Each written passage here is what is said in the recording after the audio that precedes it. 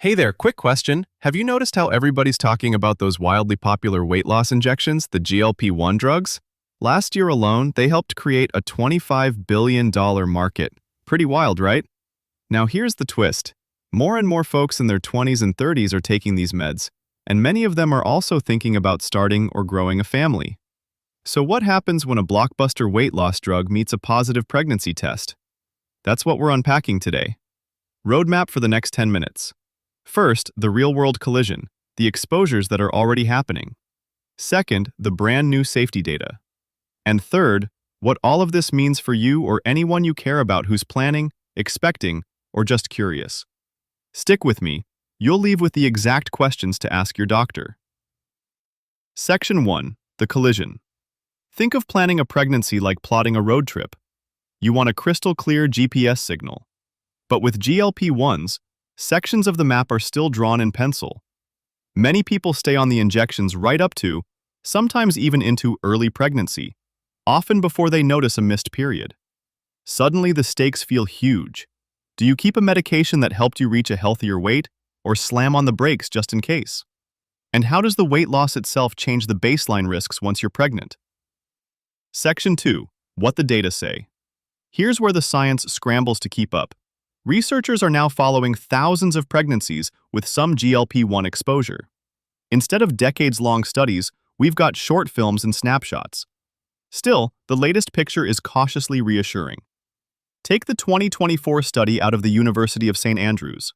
Investigators combed through nearly 20 years of health records, 49,000 pregnancies where GLP-1 receptor agonists were prescribed. They compared big-ticket outcomes, major birth defects, miscarriage, stillbirth, to pregnancies in people using other diabetes drugs like insulin or metformin. After adjusting for age and underlying conditions, the risk of major congenital malformations showed a relative risk of 1.02. Translation? Statistically the same as the comparison group. That does not mean these drugs are proved safe, but it moves the conversation from any exposure is a disaster to let's weigh probabilities and trade-offs. Remember, obesity itself doubles the risk of neural tube defects and triples the risk of gestational diabetes. So for someone whose weight and blood sugar look dramatically better on a GLP-1, hitting off isn't automatically the safer move. Section 3. The catches. Of course, there are catches, 3 big ones. First, timing matters. Animal studies still flash warning lights at very high doses.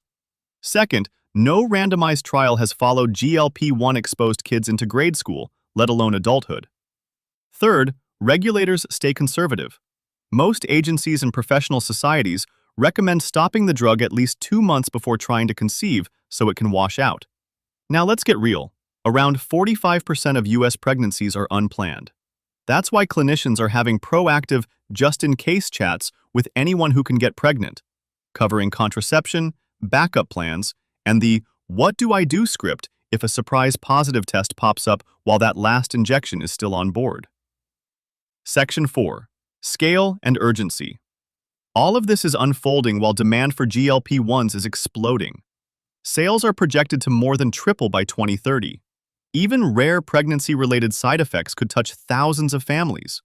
That's why researchers are pushing for better registries, clearer dose and timing data, and sharper guidelines on what to monitor if exposure happens. Section 5. Analogy moment. Think of pregnancy care as a mountain hike with changeable weather. Each step you weigh 3 hazards. 1. The icy path of untreated diabetes. 2. The rock falls that come with severe obesity. 3. The fog of unknowns around a newer medication. Depending on your personal landscape, the safest route might differ. Sometimes the best move is to switch to older, well-studied therapies before starting the climb.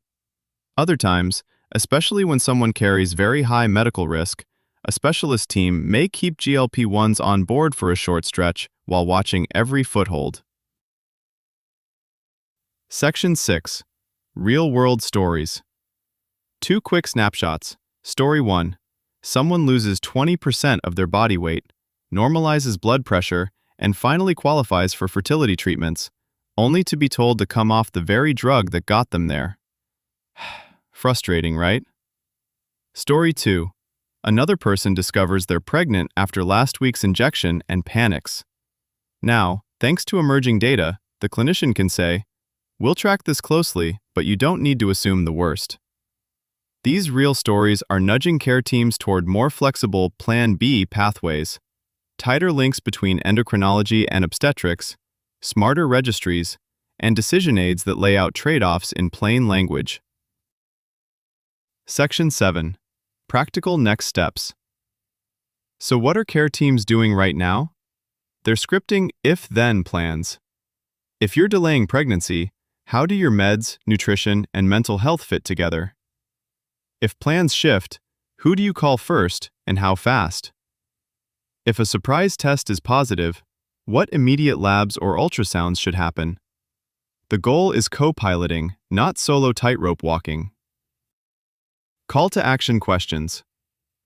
Before next week, ask yourself, if I'm on a GLP-1, do I know how long I should be off it before trying to conceive? Given the possible links to fertility, miscarriage risk, and fetal growth, what exact questions will I bring to my OB/GYN or endocrinologist? Washout period, breastfeeding safety, alternative options? And how does my personal risk picture, weight history, PCOS, diabetes, past pregnancy complications, shape the choice that feels both medically sound and emotionally manageable right now? Let those questions marinate. So here's what we covered today. First, GLP-1 drugs are everywhere, and real-world pregnancy exposures are already happening. Second, the newest data, 49,000 pregnancies strong, show no clear spike in major birth defects, but the long-term story is still being written. Third, timing matters.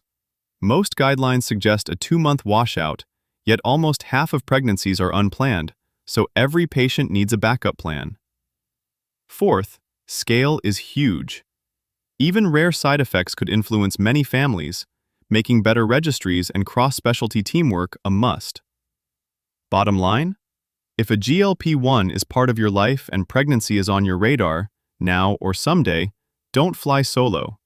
Team up with your clinicians, map out the what-ifs, and keep the conversation open. That way, whether the road ahead brings clear skies or shifting clouds, you'll have a plan and a co-pilot. You've got options, you've got data, and you've got a say in the route you take.